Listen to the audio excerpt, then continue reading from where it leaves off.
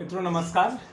तो आज काफ़ी समय बाद हम फिर से YouTube पर आ पाए, तो इसके लिए हमें खेद है, लेकिन कुछ हेल्थ इश्यूज़ थे और कुछ ऐसी व्यस्तता रही जिसके कारण हम आप लोगों के बीच में नहीं आ सके।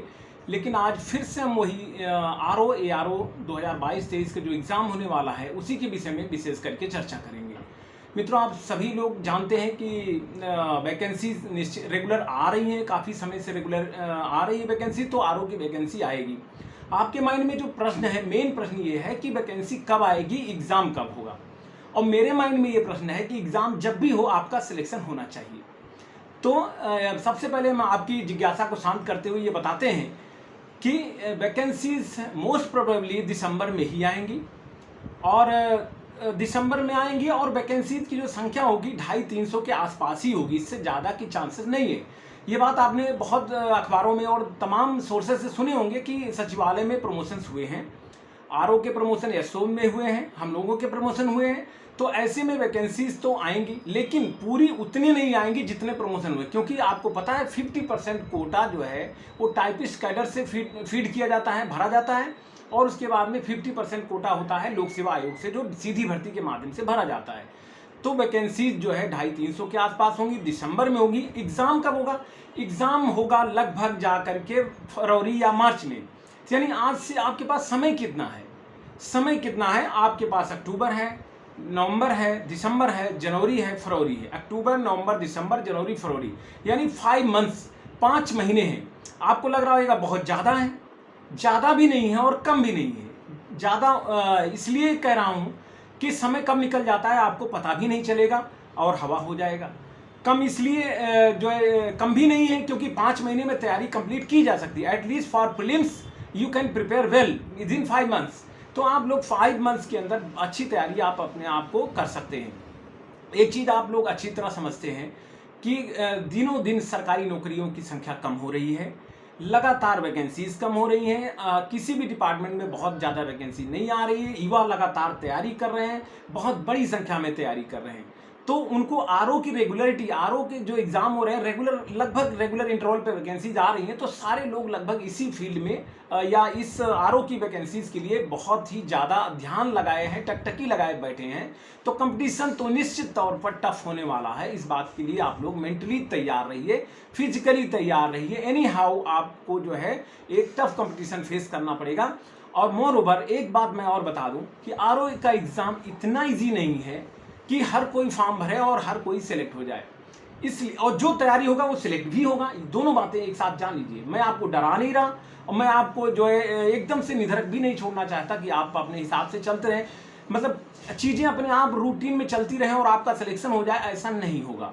आपको एक्स्ट्रा एफर्ट करना होगा, आपको लगना होगा, जुटना होगा, एग्जाम की रिक्वायरमेंट के हिसाब से लगना होगा। आज 5 महीने बचे हैं, आपकी तैयारी कहाँ है?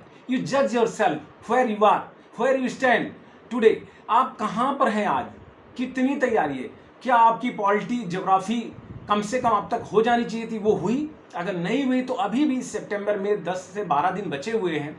सितंबर में आप कम से कम पॉलिटी कर लीजिए, अक्टूबर में ज्योग्राफी एंड एक सब्जेक्ट साइंस को दे दीजिए, फिर उसके अगले महीने में 2 सब्जेक्ट यानी इकोनॉमी ले लीजिए और बड़े सब्जेक्ट में हिस्ट्री का कम से कम मॉडर्न ले लीजिए। इतनी तैयारी करिए। फिर आपके पास जनसंख्या बचा होगा, नगरीकरण बचा होगा, आपके पास उत्तर प्रदेश स्पेशल बचा होगा, करंट अफेयर्स तो आपको रेगुलर करना ही है।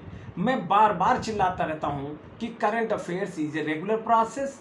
You have to continue with one magazine, a good magazine and one good newspaper। तो आपको इनके साथ तो चलना ही होगा। एक न्यूज़पेपर, एक मैगजीन को कंटिन्यूअस करिए, उसके नोट्स बनाइए, पढ़ते रहिए।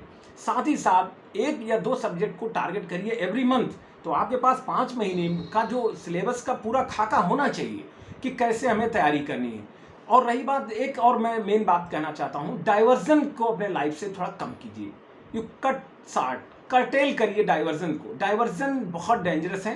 First of all as a student हमारा काम होता है कि हम अपने कैरियर को सेट करें, अपनी तैयारी करें।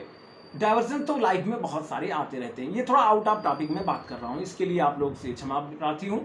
लेकिन डाइवर्जन्स को आप अपने लाइफ में थोड़ा कर्टेल कीजिए, कम कीजिए और फोकस स्टडी कीजिए।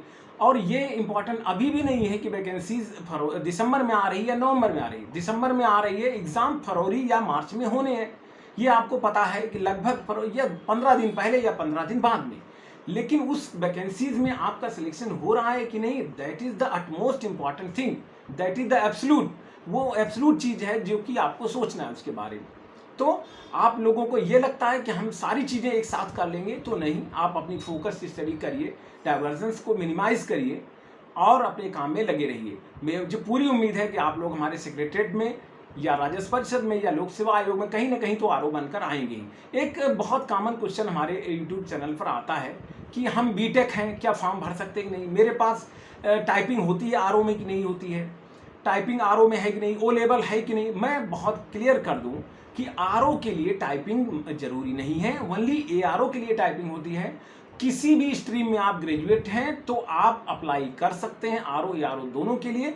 बस केवल एआरओ में टाइपिंग भी होगी, ओ लेवल भी होगा, और कुछ उससे जो इक्विवेलेंट डिग्रीज हैं जो कंप्यूटर की, उससे वो मांगी जाएंगी केवल एआरओ में। आरओ के लिए ना तो कोई स्पेशलाइजेशन की जरूरत है, ना टाइपिंग की जरूरत है। आप किसी भी स्ट्रीम में हो, ग्रेजुएट हो, आप अप्लाई कर सकते हैं और अपनी तैयारी कंटिन्यू करें। तो आप अपने तैयारी को डेप्थ में ले जाइए, आप जो भी पढ़िए, आप कुछ तो आप अपनी तैयारी को डेप्थ में ले जाइए। डेप्थ में ले जाने का मतलब जो क्वेश्चंस पेपर का जो डिमांड है, जो आप देख रहे हैं लास्ट फ्यू ईयर्स में जो क्वेश्चंस आए हुए हैं, उनको डीपली एनालाइज कीजिए। बार बार जब आप उन क्वेश्चंस को करेंगे, एनालाइज करेंगे, तो you will come to know कि वेयर यू स्टैंड, कहाँ पर हमारी तैयारी, कितना हम डेप्थ में जानते हैं और कितनी बुक, कौन सी बुक का हमें सहारा लेना है, बार बार रिवीजन करने से कितना काम होगा। ये सारी चीज़ें आपको पेपर एनालाइज करने के बाद, पेपर लगातार हल करने से ही आएगी। एक मैगजीन आप कंटिन्यू करेंगे ही, एक न्यूज़पेपर पढ़ेंगे, करंट अफेयर्स अपडेट होता रहेगा, प्रीवियस पेपर को करते रहिए, सब्जेक्ट वाइज करते रहिए, मंथली टारगेट बनाइए कि 2 सब्जेक्ट हमें खत्म करने, उसके साथ अलाइड में बुक्स सेम टाइम पढ़िए। अब पहले बुक्स पढ़ेंगे फिर पेपर करेंगे, या पेपर करेंगे बुक्स करेंगे, ये पॉसिबल नहीं हो पाएगा। तो आप लोग जो है बुक्स, प्रीवियस पेपर जो चैप्टर वाइज दिए हुए हैं ज़्यादातर, तो उनके साथ साथ बुक्स को भी चलाइए और आप डीप में जा कर के पढ़िए, क्वेश्चंस की रिक्वायरमेंट को समझिए, बदलते पैटर्न को समझिए। आप जानते हैं पीसीएस से भी ज़्यादा इसमें डेप्थ में क्वेश्चन पूछे जाते हैं, कठिन पूछे जाते हैं, तो आप उस हिसाब से तैयारी करिए और आप कॉन्फिडेंस अपना आप बढ़ता जाएगा, आपको कॉन्फिडेंस निश्चित तौर पर मिलेगा और इसी कॉन्फिडेंस के साथ इस एग्ज़ाम को क्वालिफाई किया जा सकता है। तो मेरी बेस्ट विशेष आप सभी लोगों के साथ हैं और मैं चाहता हूँ आप जल्दी से जल्दी हमारे सचिवालय में जरूर आएँ, या आप राजस्व परिषद या अन्य जो जहाँ भी लोक सेवा जो भी आरओ की वैकेंसी होती है वहाँ पर आप अपने करियर को जरूर सेट कर लें और इस एग्ज़ाम को क्वालिफाई करें। तो आप लोग अपनी तैयारी को लगे रहिए, ये बिना सोचे हुए कि किस मंथ में, आप एग्ज़ाम को टारगेट कर लिए, फरवरी में एग्ज़ाम है, हमें उस हिसाब से तैयारी करनी है और आप अपने माइंड को कंसंट्रेट करिए, माइंड डाइवर्जेंस को, डिस्ट्रैक्शंस को कम रखते हुए और फोकस स्टडी करिए और आप लोग हमारे सचिवालय की शोभा बढ़ाइए। Thank you very much.